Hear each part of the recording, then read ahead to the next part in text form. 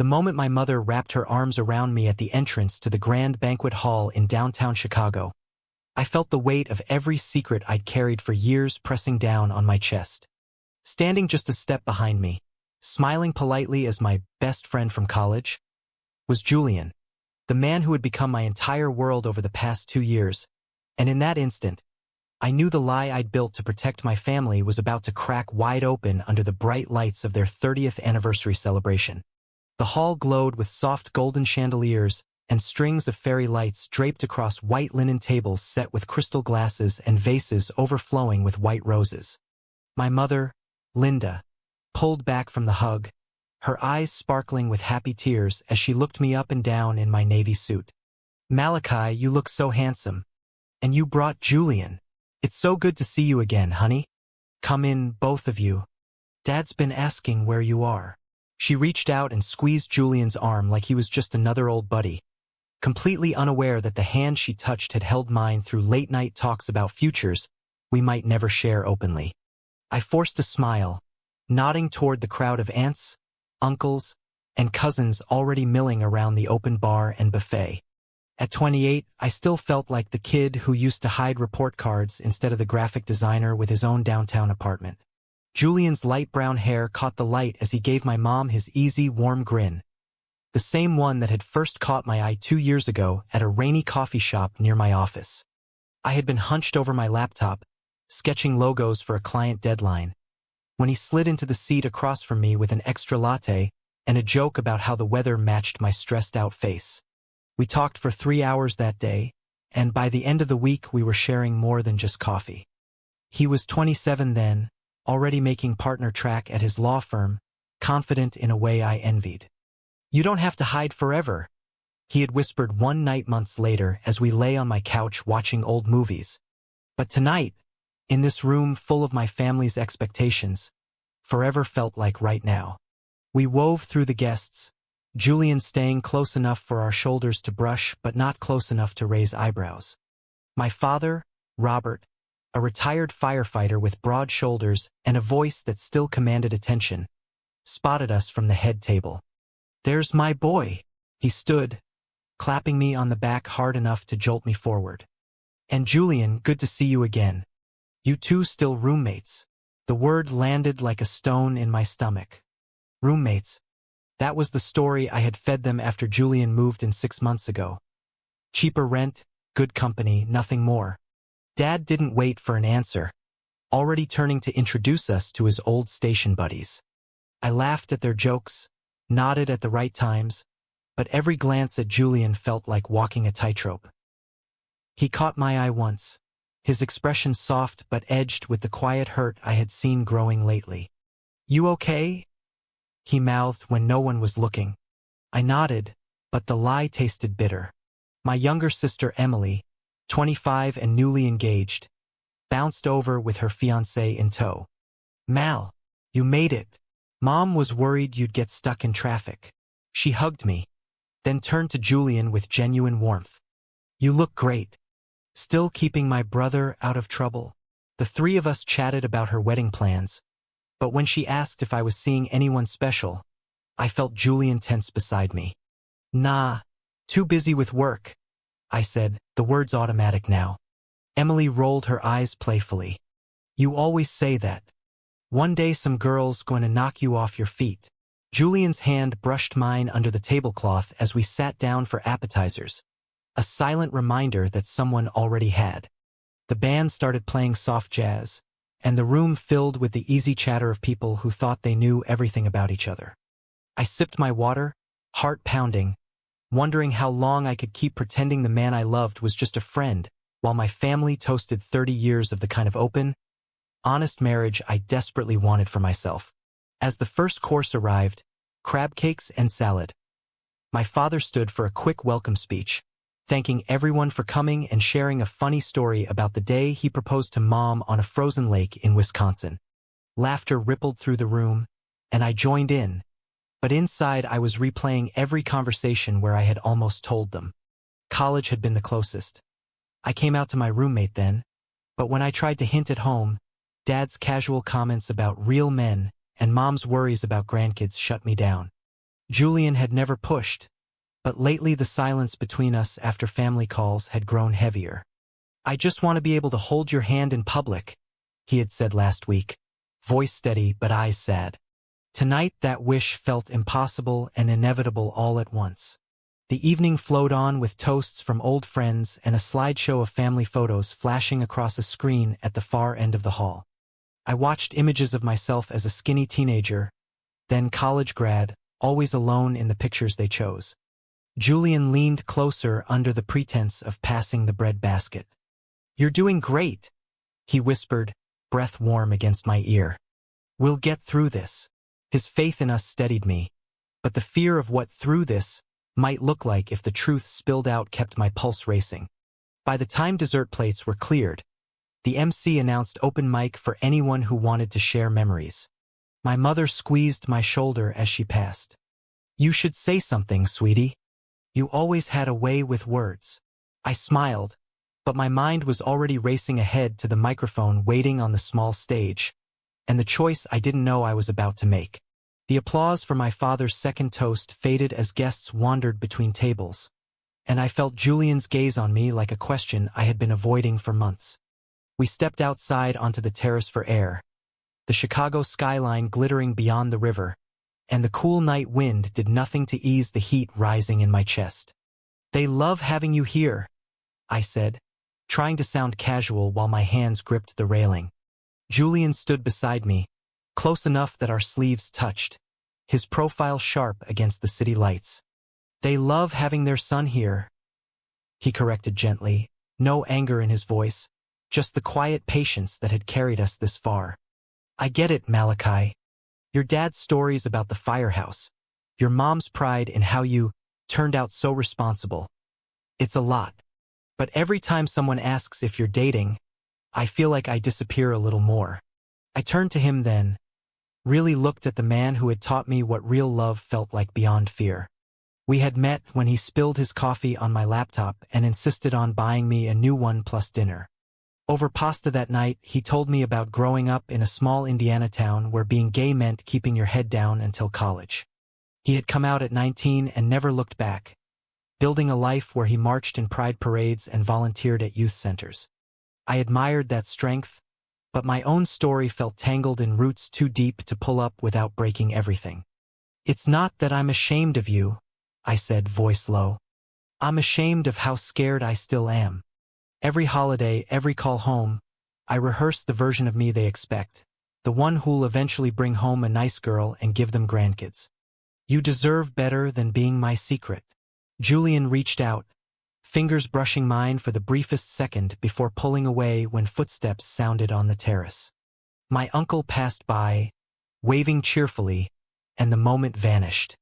Back inside, the party had shifted into full celebration mode with dancing and more stories. Emily dragged me onto the floor for a sibling dance, laughing as we spun under the lights, and for a minute I let myself pretend everything was simple. But when the song ended and I looked across the room, Julian was talking to my mother, nodding politely while she showed him old photo albums. The sight hit me like a wave, how easily he fit into my world if only the labels were different.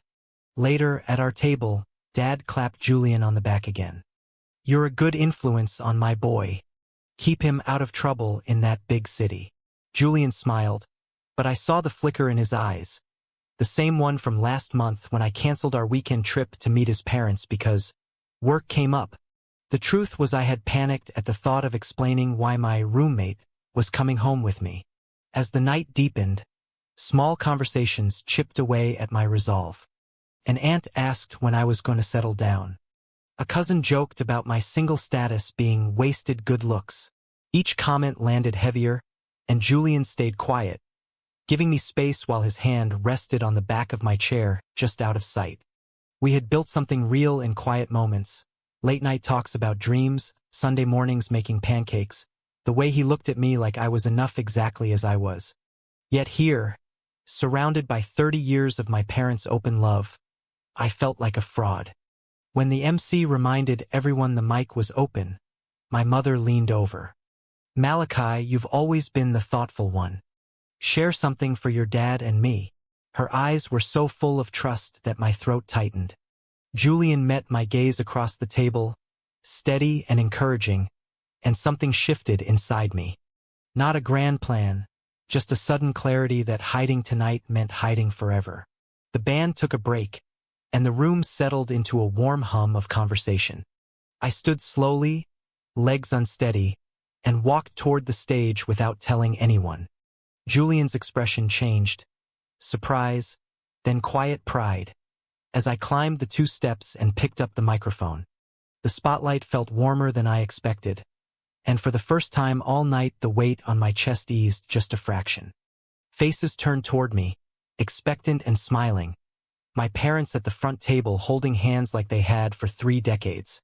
I took a breath, the words I had never rehearsed rising anyway.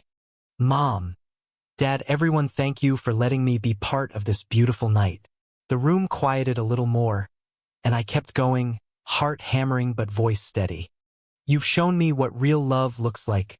Patient, steady, unafraid. I've been learning that lesson myself, even when it scared me. I looked straight at Julian, letting the pause stretch just long enough for the first ripples of confusion to cross a few faces. The silence that followed wasn't angry yet, just waiting, and in that breath I felt the first real freedom I had known in years. The microphone felt solid in my hand, grounding me as I continued speaking into the hushed room. For a long time I thought love had to look exactly like yours, Mom and Dad. The white picket fence, the perfect timeline, the version everyone clapped for at anniversaries like this one. A few chuckles rose politely, but I saw my father's brow furrow slightly, the way it did when he sensed something important coming. Julian sat perfectly still at our table, hands folded, eyes locked on mine with a trust that gave me the courage to keep going. I met someone 2 years ago who changed how I see everything. He's kind, brilliant, and he makes me want to be better every single day. The kind of person who stands by you even when you're not ready to stand up for yourself. Whispers started then, soft and uncertain, like the first drops before a storm. My mother's smile faltered, but she didn't look away. I pushed forward, the story pouring out in pieces I had never shared aloud. At first I thought keeping it quiet was protecting everyone.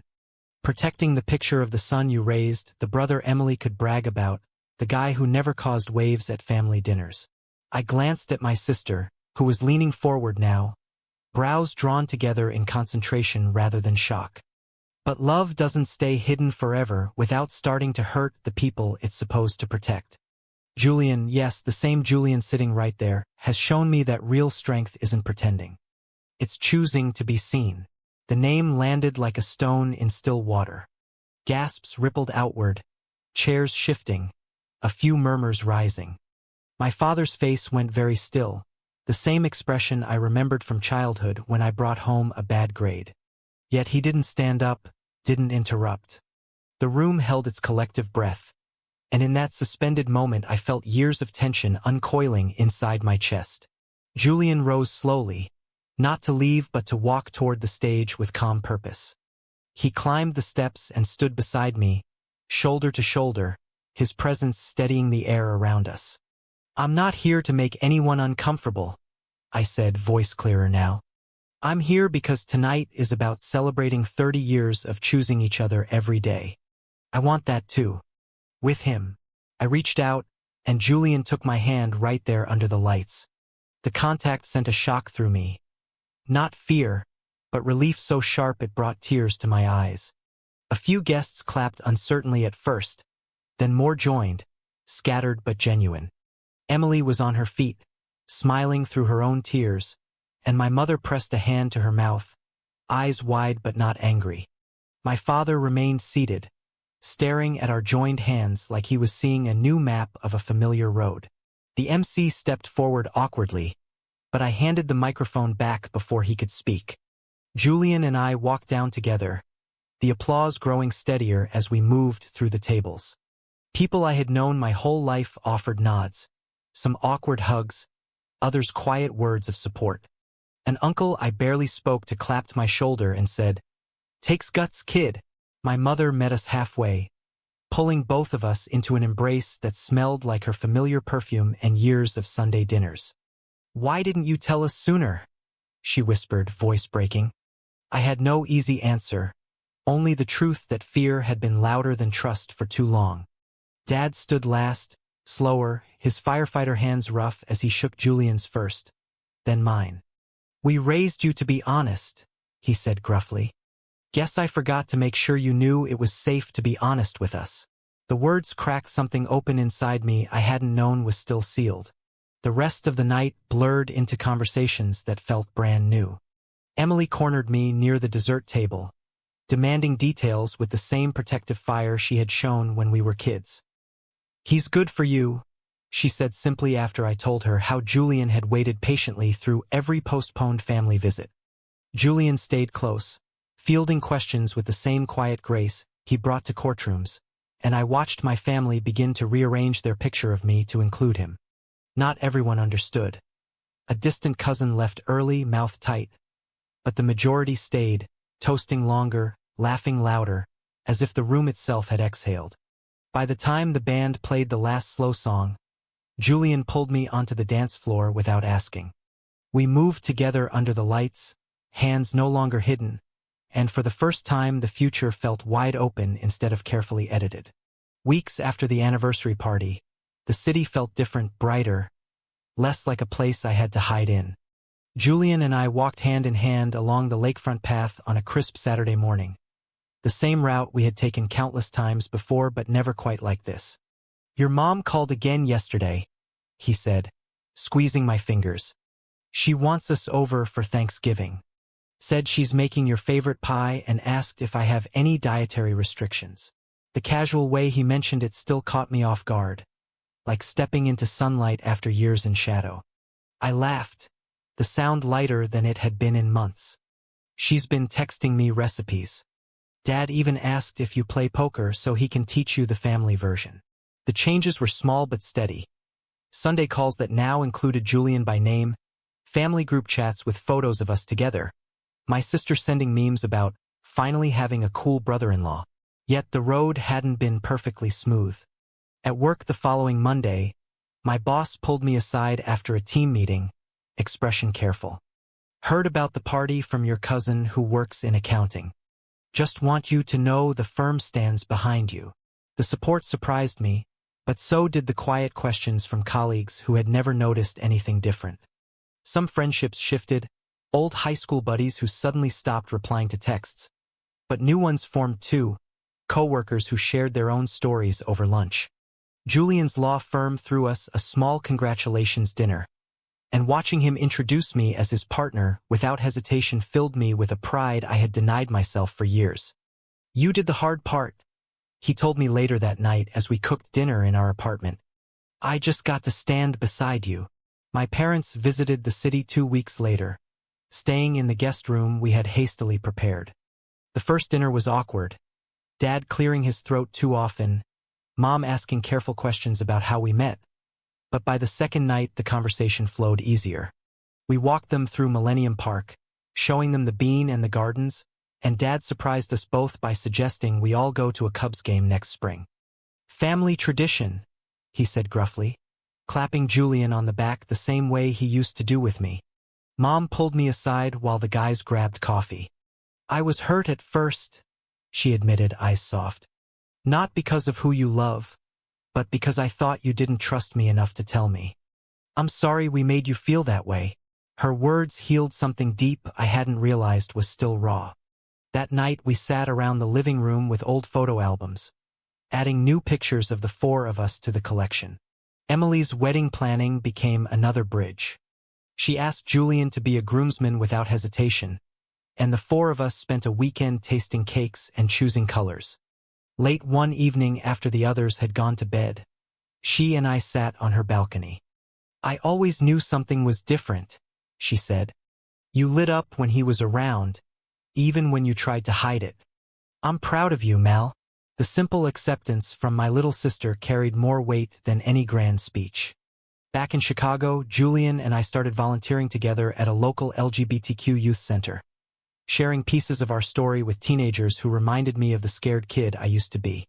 Watching him mentor a quiet 16-year-old boy who was struggling with coming out felt like coming full circle. The internal shift was the deepest change. Mornings no longer started with a checklist of what I could safely say on calls home. I stopped rehearsing lies and started planning futures. Maybe a house with a yard someday, maybe adopting kids. Definitely more anniversaries like my parents. Julian noticed the difference too. "You stand taller now," he teased one evening as we watched the sunset from our balcony. I pulled him close, no longer glancing over my shoulder. "I finally feel like I fit in my own skin." The fears hadn't vanished completely. Society still had sharp edges, but they no longer controlled the narrative of my life. Every small act of openness built momentum, turning what once felt like a terrifying leap into a steady walk forward. 6 months after the party, we returned to the same banquet hall for my parents' surprise vow renewal. The room looked almost identical. White roses, fairy lights, the same stage, but everything else had transformed. I stood at the front now not as a hidden son but as part of an openly loved couple. Julian adjusted my tie, his fingers lingering with the easy affection we no longer had to hide. "Ready for round 2? He asked, grinning. My mother bustled over in her new cream dress, hugging us both without hesitation. "You two look perfect. The photographer wants some shots before the ceremony." Dad clapped Julian on the shoulder, already calling him son, in that gruff way that meant everything. The family that had once made me feel I had to choose between them and my truth now embraced both.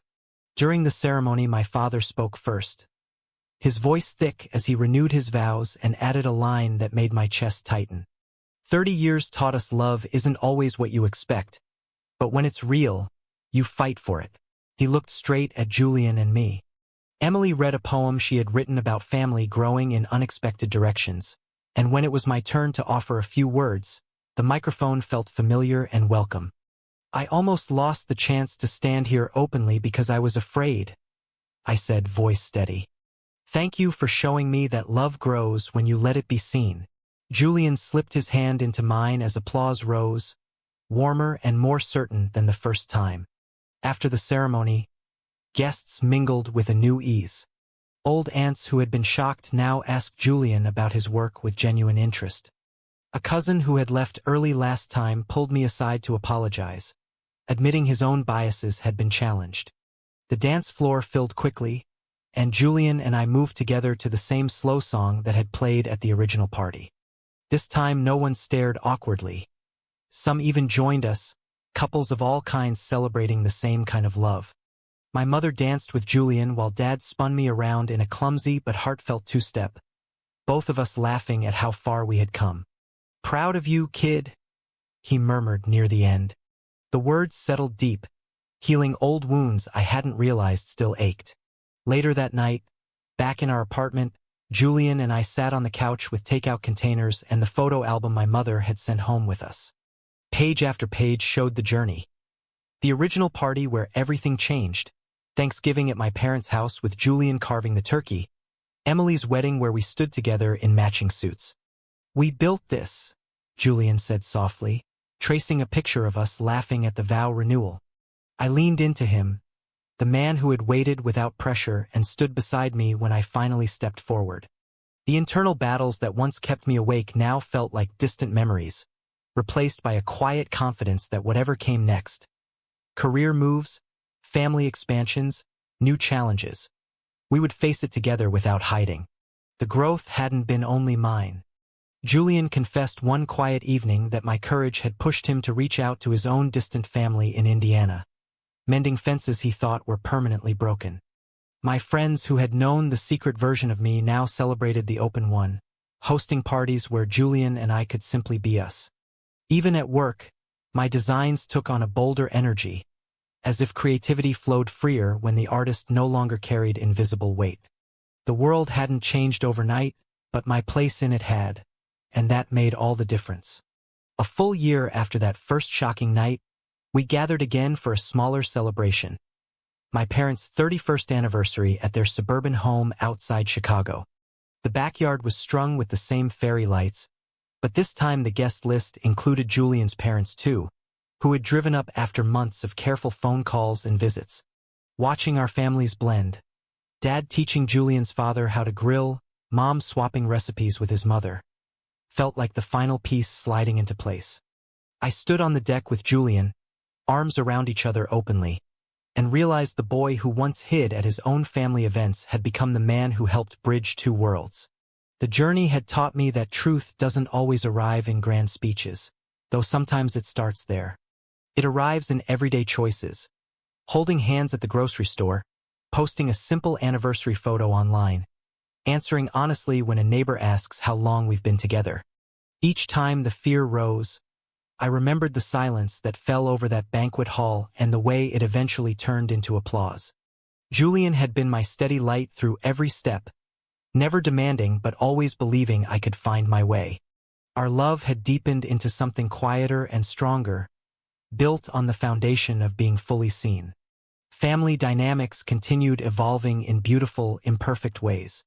Emily announced her pregnancy at Christmas, and the first person she called after her fiancé was me, asking if Uncle Malachi and Uncle Julian would be godparents. My father started a new tradition of monthly video calls where he asked Julian for legal advice on retirement planning, treating him like the son he had gained rather than the secret he once overlooked. My mother sent care packages addressed to both of us, filled with cookies and notes that simply said, "Love you both." The prejudices that lingered in distant relatives faded into background noise we no longer let define us. Professionally, I took on a project designing Pride campaign materials for a local nonprofit, pouring the same passion into my work that I now brought to every part of life. Julian made partner at his firm and used his platform to advocate for LGBTQ rights in the courtroom, turning personal growth into public impact. We talked often about the teenagers at the youth center who looked at us like proof that happiness was possible. "You gave them that," Julian would say. "By stepping on that stage, you showed them it's okay to step into the light." As the backyard party wound down and guests drifted home, Julian and I lingered under the same string lights that had once witnessed my biggest risk. He pulled me close, forehead resting against mine. "Best decision you ever made," he whispered. I smiled, knowing he was right. The man I had become, open, proud, fully loved, wouldn't have existed without that single courageous moment when silence turned into possibility. True or false? Revealing your true self in front of your entire family at a milestone event is always the best way to find lasting peace.